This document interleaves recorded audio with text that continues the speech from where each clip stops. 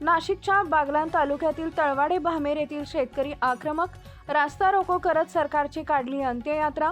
प्रतिकात्मक पुतळ्यालाही दिला अग्निडाग। शासनाने दखल न घेतल्यास संपूर्ण गाव बसणार उपोषणाला।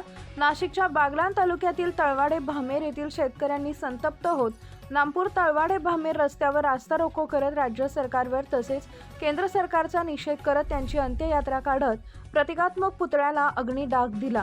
मका कांदा शेतकरी संतप्त झाले असून 10 महिन्यापासून मका काढून साठवण करून ठेवला। मका अर्धा सडत आला तरी सरकार अजून मका खरेदी करत नाहीये। तसेच शासनाचं पोर्टल चालत नाही, त्या ऑनलाईन नाव नोंदवण्याची प्रक्रिया सुरळीत पार पडत नाही। शेतकऱ्यांना आता आत्महत्येशिवाय पर्याय नाही। कांद्याला देखील अनुदान द्यावं, चांगला भाव द्यावा अशी मागणी केली तेव्हा शासनाने याची दखल न घेतल्यास संपूर्ण गाव येणाऱ्या काही दिवसात उपोषणाला बसेल। दिंडोरी वृत्तांत न्यूज वृत्त संकलन विभाग बागलाण। नाव काय तुमचं, का आज हे आंदोलन केलं? मी विलास गायकवाड, तळवाडे भामेर एक सामाजिक कार्यकर्ता म्हणून बोलतो। या आंदोलनाचा उद्देश आमचा असा आहे, सध्या जर बघितलं तर शेती आणि शेतीची पिकांची जी विल्हेवाट आहे किंवा शेतभाव असेल किंवा मालाचा भाव असेल, अतिशय दयनीय अशी अवस्था झालेली आहे। आणि शेतकरी अतिशय कष्टाने पिकवतो, त्याला भांडवल लावतो आणि ते भांडवल जेवढा लावलेलं असतं तेवढा देखील उत्पादन खर्च जो असतो तो निघून येत नाही आणि शेतकऱ्याच्या पदरी सर्व निराशा पडते। आता मक्याचं ठिकठिकाणी आंदोलनं झाली, परंतु शासनाने तोंडाला पानं पुसली आणि शासनाने मध्यंतरी योजना आणली होती नाफेड अंतर्गत कांदा आपला मका खरेदी करण्याची आणि 2400 रुपये हमीभाव, या हमीभावाने ते मका खरेदी करणार होते। परंतु त्याच्यामध्ये अनेक अटी शर्ती होत्या।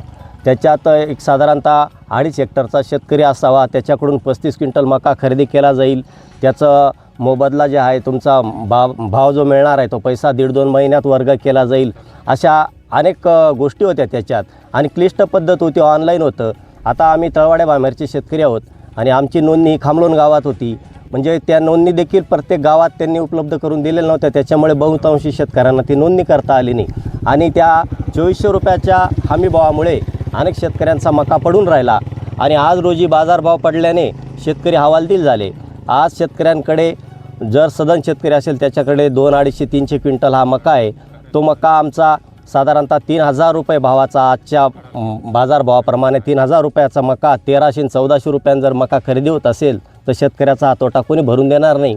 आणि ज्या लोकांचा 1300-1400 रुपयाने मका जाणार आहे त्यांना शासनाने काहीतरी वाढीव तरतूद करून काहीतरी अनुदान द्यावं, यासाठी आपण हे आंदोलन उभारलेलं आहे।